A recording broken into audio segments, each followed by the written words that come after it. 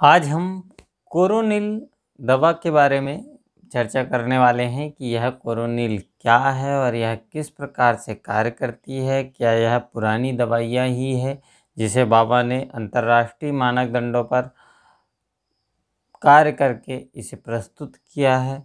इन विषय पर हम चर्चा करने वाले हैं। मैं डॉक्टर मोरेश्वर आयुर्वेद में आपका स्वागत करता हूं। अभी तक आपने हमारे यूट्यूब चैनल को सब्सक्राइब नहीं किया है तो सब्सक्राइब ज़रूर कर लें, साइड में बेल आइकन को प्रेस कर लें ताकि नए वीडियो की जानकारी आपको मिलती रहे।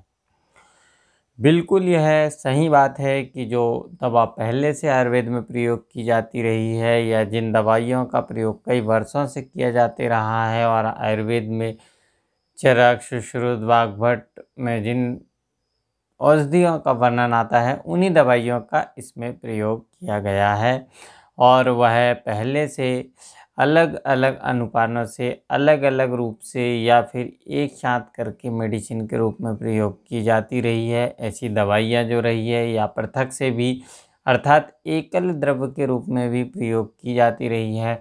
ऐसी दवाइयों का ही यह संयोग है और ऐसी दवाइयों से मिलाकर बनाई गई दवा कोरोनिल है जो बाबा रामदेव ने प्रस्तुत किया है। तो हम देखते हैं कि इसमें कौन कौन सी दवाइयाँ हैं और क्या क्या घटक कोरोनिल में बाबा जी ने मिलाया है और जिसे कि उन्होंने इंटरनेशनल रूप से अपने आप को प्रस्तुत किया है इस दवा को और वायरस को मारने के लिए या फिर यह माइल्ड और मॉडरेट कंडीशन अर्थात बहुत सीवियर स्थिति को छोड़कर प्रत्येक अवस्था में प्रयोग में लाई जा सकती है। ऐसी एकमात्र आयुर्वेदिक औषधि है जो कि आज कुछ दिनों पहले बाबा ने प्रस्तुत किया था और अंतर्राष्ट्रीय स्टेज पर इसे बताया कि यह दवा बनाई है उन्होंने। तो इसके घटकों के विषय में हम आज चर्चा करने वाले हैं। तो इसमें पहला घटक होता है अश्वगंधा, जिसे कि विथेमनिया सोमनिफेरा बोला जाता है साइंटिस्ट लैंग्वेज में। इसको कई प्रकार से प्रयोग में लाया जा सकता है और यह किस प्रकार से उपयोग में आता है और उपयोगी होता है इस पर हम चर्चा करते हैं। तो इसमें सबसे पहले देखते हैं तो यह एंटी इन्फ्लामेटरी अर्थात यह सूजन को कम करने का कार्य करती है। यह दवा सूजन जो होती है उसे कम कर देती है और एंटी ट्यूमर इसकी प्रॉपर्टी होती है। यह जब शरीर में गठाने होती है, छोटी छोटी गठाने हो जाती है या कैंसर सेल्स जो है उस पर भी रिसर्च इसकी चल रही है तो उस पर भी यह प्रभावी साबित हुई है।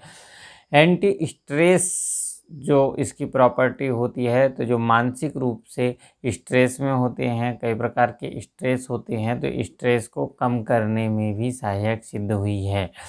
कई बार नींद नहीं आने की शिकायत जब होती है तो ऐसी अवस्था में भी इसे प्रयोग में लाया जाता है तो यह कारगर साबित होती है। एंटीऑक्सीडेंट प्रॉपर्टी इसकी है। इम्यूनोमॉड्यूलेटर के रूप में इसे प्रयोग में लाया जाता है। इम्यून सिस्टम को बढ़ाने के लिए बहुत ही अच्छे तरीके से इसे प्रयोग में लाया जाता है। बैक्टीरिया के संक्रमण को कम करने में यह दवा प्रभावी साबित हुई है और यह सिंगल ड्रग इतने प्रभावशाली रूप से प्रस्तुत की गई है। संधिवात में इसका प्रयोग आयुर्वेद में कई वर्षों से किया जाते रहा है। संधिवात के लिए यह बहुत लाभकारी औषधि है। कोलेस्ट्रॉल और ट्राइग्लिसराइड को कम करके यह हार्ट रोग, हृदय रोगों में बहुत अच्छा कार्य करती है। हार्ट अटैक आने से रोका जा सकता है इस औषधि के प्रयोग करने से। इस प्रकार से विथेमनिया सोमनिफेरा जो है बहुत ही कारगर साबित हुई है और इस प्रकार से इसे और भी अन्य उपयोग हैं जिसमें इसे कार्य में लाया जाते रहा है। इसी के साथ दूसरा घटक तुलसी होता है जिसे ओशिमम सैंटम नाम से साइंटिस्ट जानते हैं और वैज्ञानिक भाषा में इसे कहा जाता है। यह कफ विनाशिनी कहा गया है। कफ को कम करने वाली होती है अर्थात जब थ्रोट में या चेस्ट में कफ का कंजेशन होता है, कफ बार बार बनता है, स्पुटम बार बार बनता है, ऐसी अवस्था में इसका प्रयोग किया जाता है तो कफ बनना कम हो जाता है, उसमें रिलीफ मिलता है। कृमिघ्न होता है अर्थात यह एंटीबैक्टीरियल और एंटीवायरल इसकी प्रॉपर्टी होती है।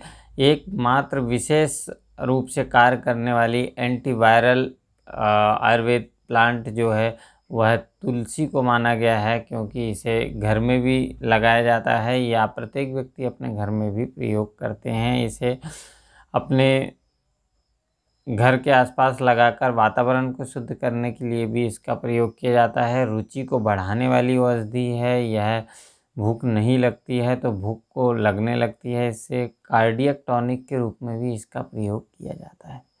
इस प्रकार से देखा जाए तो तुलसी जो इसका दूसरा घटक है वह बहुत ही उपयोगी साबित हुआ है। अस्थमा में इसका प्रयोग करते हैं। जब अस्थमैटिक रोगी होते हैं तो अन्य योगों के साथ इसे मिलाकर अस्थमा में इसे प्रयोग किया जाते रहा है, और आज से नहीं कई वर्षों से इसका प्रयोग किया जाता रहा है। चर्म रोगों में इसका प्रयोग किया गया है। चर्म रोग जो होते हैं, स्किन डिजीज़ में यदि तुलसी की पत्तियों को बारीक पीसकर चर्म रोगों पर लगाते हैं तो बहुत लाभकारी होती है, और यह चर्म रोगों को नाश करने वाली औषधि होती है। मानसिक रोग में या मानसिक रूप से स्ट्रेस में कोई व्यक्ति है, मानसिक रोग है, इस प्रकार की अवस्था में भी तुलसी का प्रयोग करने से यह फ़ायदा देती है।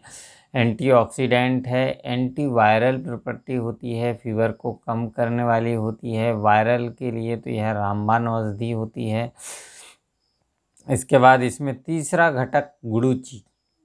गुड़ूची जो होता है, अर्थात जिसे अमृता भी कहा गया है, गिलोय कहा गया है, इसे विभिन्न नामों से जाना गया है। यह इम्यूनिटी को बूस्ट करने वाली होती है, अर्थात इम्यूनिटी को बढ़ाने वाली औषधि होती है।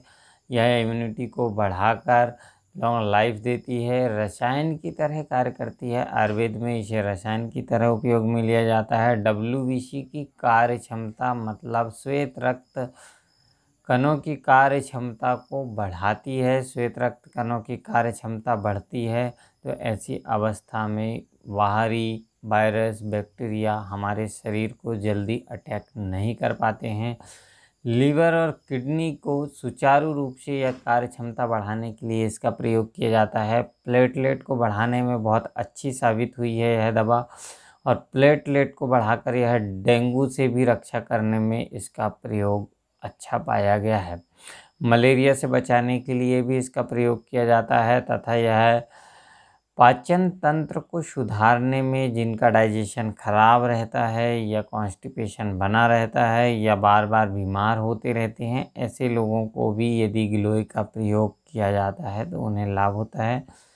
फीवर, जिसे कि बुखार बोलते हैं, बुखार में बहुत अच्छे रिजल्ट आते हैं इसके। या तो गिलोय को डायरेक्ट भी लिया जा सकता है या गिलोय सत्व के रूप में प्रयोग किया जा सकता है, या गिलोय चूर्ण के रूप में पाउडर फॉर्म में भी इसका प्रयोग करते हैं तो यह लाभकारी सिद्ध हुई है। मानसिक रोगों में इसका प्रयोग करते हैं तो फ़ायदेमंद होती है। एंटीऑक्सीडेंट प्रॉपर्टी होती है। इस प्रकार से विभिन्न प्रकार से इसका प्रयोग किया जाता है। तो जो कोरोना की दवा है, जिसे कोरोनिल नाम से प्रस्तुत किया है, वह 3 घटकों से मिलकर बनी है, अश्वगंधा, तुलसी, गिलोय, और यह तीनों बहुत ही लाभकारी है। यदि कोई व्यक्ति उस दवा को ना लेते हुए इन तीनों घटकों को अलग अलग भी, अश्वगंधा घनवटी, गिलोय घनवटी या तुलसी घनवटी का प्रयोग अलग से भी करते हैं, किसी भी कंपनी की हो सकती है, तो उन्हें इसी प्रकार से लाभ मिलेंगे। साथ में स्वसारी रस का प्रयोग या फिर अनुतेल का प्रयोग जो बताया गया है वह भी बहुत लाभकारी है। तो यह हमने आज आपसे कोरोनिल के विषय में संक्षिप्त में चर्चा की। आज के लिए नमस्कार।